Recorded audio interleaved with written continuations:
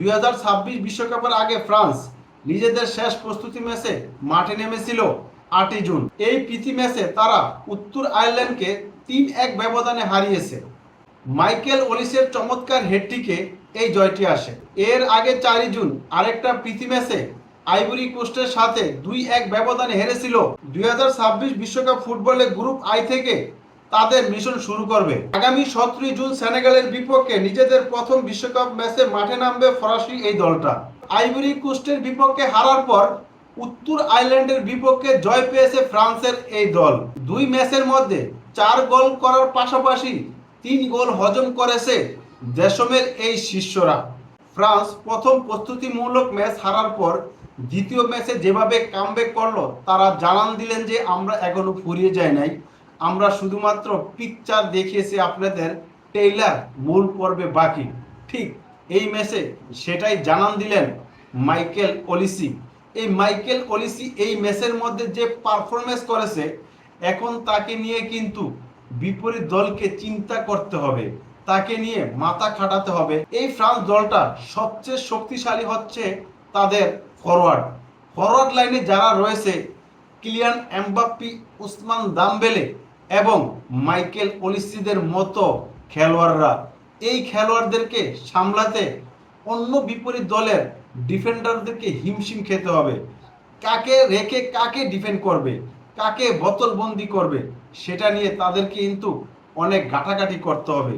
যদি কিলিয়ান এমবাপ্পিকে তারা বোতলবন্দি করতে চায়, সেই ক্ষেত্রে উসমান দেমবেলে এবং মাইকেল ওলিসি কিন্তু ফাঁকা হয়ে যাবে, আর তারা কিন্তু গোল করতে সক্ষম এবং গোল করার স্পেস তৈরি করে দেয়। তাদের কাজ হচ্ছে স্পেস তৈরি করে দেওয়ার, যাতে ফরওয়ার্ড থেকে বা অন্য কোনো প্লেয়ার ফাঁকা হয়ে যায় এবং গোল করতে পারে। এই উত্তর আয়ারল্যান্ডের ম্যাচের মধ্যে মাইকেল ওলিসি যে 3টা গোল করেছে, এই 3টা গোলের মধ্যে আপনার কাছে সেরা কোনটা? প্রথম গোলটা আমি এক পাশে রাখলাম, দ্বিতীয় গোলটা এবং তৃতীয় গোলটার মধ্যে যদি আপনি একটা গোল নির্বাচন করেন যে এই 2টা গোলের মধ্যে আপনি একটা গোলকে 1 নম্বরে রাখবেন, সেক্ষেত্রে অন্তত পক্ষে আপনাকে 2 থেকে 3 মিনিট চিন্তা করতে হবে এবং কি বারবার আপনার ফুটেজগুলো দেখতে হবে। তারপরে আপনি কিন্তু বিচার করতে পারবেন যে আসলে কোন গোলটা সেরা ছিল। এই হেডটিকের মধ্যে সে জানান দিল যে আমি বিশ্ব ফুটবলে রাজ করতে আসতেছি।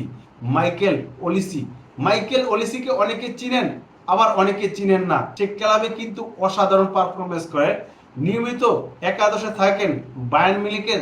এই ফুটবল বিশ্বকাপ দিয়ে সে তার জাত চিনাবে, সে কোন ধরনের ফরওয়ার্ড, তার কি অ্যাবিলিটি রয়েছে, ঠিক সেটারই জানান দিল এই উত্তর আয়ারল্যান্ডের ম্যাচের মধ্য দিয়ে। কিলিয়ান এমবাপ্পি যদি সহজ 2টা গোল করতে পারতো, তাহলে এই ম্যাচের মধ্যে মাইকেল ওলিসির আরো 2টা অ্যাসিস্ট থাকতো, তাহলে তার স্কোয়াডটা কি দাঁড়াতো? 3 গোল 2 অ্যাসিস্ট, মানে মামুলি ব্যাপার। 2026 বিশ্বকাপ ফ্রান্স রাঙাতে চায় কোচ দেশমের জন্য, কারণ এই বিশ্বকাপের পরে কোচ দেশমকে আর ফ্রান্সের ডাগআউটে দেখা যাবে না। সে এটা আগেই জানান দিয়ে গেছে যে এই বিশ্বকাপে যেই রেজাল্ট আসুক না কেন, তিনি আর ফ্রান্সের ডাগআউটে থাকতেছে না।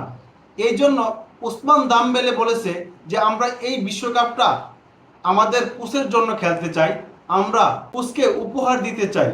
আমি কেন আর্জেন্টিনা জার্সি পরে ফ্রান্সের গুণগান করতেছি, এটাই তো অনেকে ভাবতেছেন।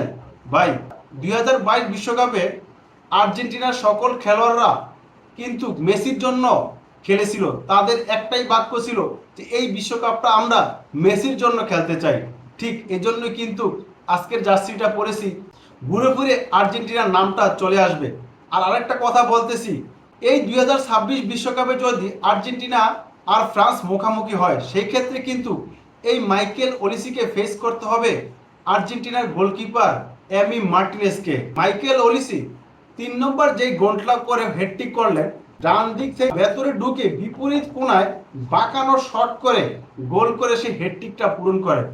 এই ম্যাচের মধ্যে মাইকেল ওলিসে অসাধারণ খেলেছে, যেটা বললাম। কিলিয়ান এমবাপ্পেও কিন্তু চমৎকার খেলেছে, কিন্তু তাকে এক প্রকারের বোতলবন্দি করার মতো রেখেছে, তাকে কোনো স্পেস দেয়নি। আর সেই স্পেস যেহেতু তাকে দেয়নি, সেই সুযোগটা কিন্তু এই মাইকেল ওলিসে কাজটা করে দিয়েছে। সে একে একে গনে গনে 3টা গোল করেছে, 3টাই গোল কিন্তু সে করেছে। এই ম্যাচের মধ্যে মানে ফ্রান্স জানান দিল যে আমরা আসতেছি, আমরা রেডি আছি। এটা তোমরা ভেবো না যে আমরা একটা প্রস্তুতি ম্যাচ হেরে গেছি আমাদেরকে তোমরা ছোট করে দেখবে। আমাদেরকে নিয়ে তোমরা চিন্তা করো, আমাদেরকে নিয়ে তোমরা গবেষণা করো। এই 2026 বিশ্বকাপ ফ্রান্স হচ্ছে হট ফেভারিট, শিরোপার সবচেয়ে বড় দাবিদার। কারণ তাদের সবচেয়ে বড় শক্তি হচ্ছে ফরওয়ার্ড। দেশম যেই ফরম্যাটে খেলে 4-2-3-1 ফরম্যাটে, তার মানে আপনি বুঝতে পারেন তাদের আক্রমণ বা কতটা শক্তিশালী। মানে তারা আক্রমণ করবে এবং ফরওয়ার্ড তাদের যেহেতু শক্তিশালী, তারা গোল করে ম্যাচ উইন করবে। এটা হচ্ছে তাদের খেলার টেকনিক এবং দেশমের টেকনিক হচ্ছে এটাই। এই বিশ্বকাপের আগে 2টা প্রস্তুতি ম্যাচে কিন্তু দেশম একই ফরম্যাটে খেলেছে, 4-2-3-1 ফরম্যাটে। এই 2টা প্রস্তুতি ম্যাচে কিন্তু ফ্রান্সই রাশ করেছে, কারণ বল দখল থেকে কর্নার বলেন, শট বলেন, অন টার্গেট শট বলেন, সব দিক দিয়ে কিন্তু ফ্রান্স এগিয়ে রয়েছে। প্রথম ম্যাচটা তারা আইভরি কোস্টের সাথে হেরে গিয়েছে, কিন্তু হেরে যাওয়া কিন্তু পিছিয়ে পড়া না, হেরে যাওয়া মানে আপনাকে কামব্যাক করা, ঠিক সেটাই জানিয়ে দিয়েছে। আরেকটা কথা হচ্ছে বিশ্বকাপের আগে তাদের একটা হারা যে বলি আমরা, একটা না একটা ম্যাচ কিন্তু হারে, সেই হারাটা হয়তো বা তারা আগেই কেটে গেছে। এখন কিন্তু তাদের মূল পর্বে খেলা এবং তারা সম্পূর্ণ এফর্টটা দিবে। আপনি যত কথাই বলেন না কেন, এই বিশ্বকাপে ফ্রান্স এরকম কিছু একটা করবে যেটা আপনি চিন্তা করতেছেন না। হয়তোবা আপনি ফ্রান্সকে গণে রাখতেছেন না, দেশম যেই স্কোয়াডটা সাজিয়েছে তাদের সর্বশক্তি হচ্ছে ফরওয়ার্ড লাইন। আপনারা একটু ঘেটে দেখতে পারেন।